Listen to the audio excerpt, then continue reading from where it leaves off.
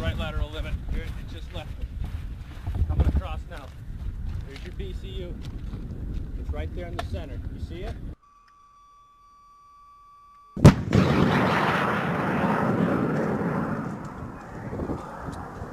Yes, sir. Last one. Yeah, it was perfect. Yeah.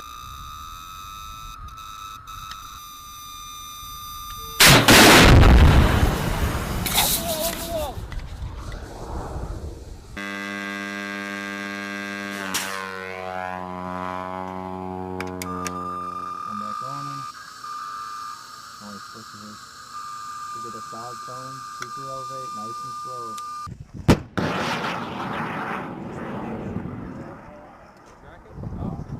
Oh! Looks like it lost it for a minute. We'll take it. You're gonna step up onto the firing line in the dead pits up there, or sorry, in the pits as I was. And you're gonna have your missile. You'll have your A gunner standing directly behind you. He's going to assist with targeting and acquiring that aircraft as you're firing. So you're gonna step up to the line. You're gonna have right now we have a NICAD, which is a trainer battery. But when you're up there, you're gonna have a BCU, battery coolant unit. That's gonna provide power for the missile while it's still spinning up in here. It's also going to provide that argon gas that cools the missile. So you're gonna step up, you're going to insert your BCU or NICAD. You're going to look over the sights. You're going to find out where that aircraft is at. Once you've seen that aircraft, with the missile shouldered, hand forward on the uncage button, your other hand back here on the SNA switch and the trigger. You're going to acquire that aircraft. You see it, you can track it in the sights. So now you're going to lift up and you're going to activate by pressing down and in on this SNA switch, safety and actuator switch. And as you can hear right now, back here you've got your speaker, which is going to provide those tones to let you know if you're tracking the aircraft. And you've got your bones transducer. This is going to vibrate against the gunner's cheek so that he can feel the tone, because sometimes it's loud, aircraft flying by, possible gunfire in the background. So you're going to hear those two things going off. This NICAD won't last very long. It's pretty much dead. So you've seen the aircraft, and the reason you activate on a clear blue sky, you're going to take your sights and you're going to put them above, below, or side to side on the aircraft and activate on that clear blue sky. The reason for doing that is you want this weapon tracks with negative UV and IR light, so you want to give it a clear picture to set the tracker on, so that way when you look at the plane, it's tracking that negative UV light, or the light that the plane is blocking out. So that's how that helps you acquire that target. So once again, tracking, activate clear blue sky, safety and actuator switch. You're going to sight in, you can see the aircraft coming. I'll quiet that down so you can hear. You're going to sight in on that aircraft. You're going to put your rear sight reticle, match it up with your range ring. You're going to put the aircraft straight into that range ring. So you're tracking the aircraft and you're going to hear the tones going.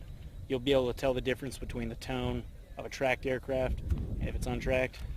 So once you hear that tone, you're going to up here press that uncage button. So what this uncage switch does is it allows this seeker head right here in the front. Right now, it's at a fixed angle with these sights, so it's not moving at all. Once you press this uncage switch, it's going to allow that seeker head to track independently from the missile. So this little gyro up here, this seeker eye is going to be moving around looking at that aircraft. And the reason for that is you need to super elevate this missile upwards. You need to super elevate this missile upwards so that when it fires out, that launch motor is going to push it out of the tube, and then the launch motor will detach and the flight motor will kick in. So there's about 9 yards where this missile will just be free floating in the air between the detachment of the launch motor and the initiation of the flight motor. So that space that it's going to fall right there, that's the reasoning for super elevating the missile. So you sight it in, SNA switch on clear blue sky, tracking. I got tone, press down my uncage button, then I'm going to super elevate, and in this rear reticle, you're going to put it inside the canoe. There's a small square and then 2 small grooves that you call the canoes. So I'm going to look down from my range ring, I'm going to put it in that canoe, and depending on which direction it's traveling and what kind of aircraft it is, I'll super elevate and I may lead left or lead right depending on the direction and the type of aircraft. For fixed wing aircraft like these targets that we have out here, and rotary wing aircraft like helicopters, prop planes, you won't do any sort of lead. They're slow moving aircraft. But for a jet aircraft, you're going to have to lead that aircraft so that the missile doesn't have to catch up to it. So once you've done all that, you've uncaged, range ring, down to your canoe, you're tracking, you do your lead if you need it. You're going to pull and depress that trigger for 3 to 5 seconds and wait for that missile to fire. And once the missile has left this tube, it's a fire and forget weapon system. So that missile is on its own, tracking on its own, headed towards that aircraft.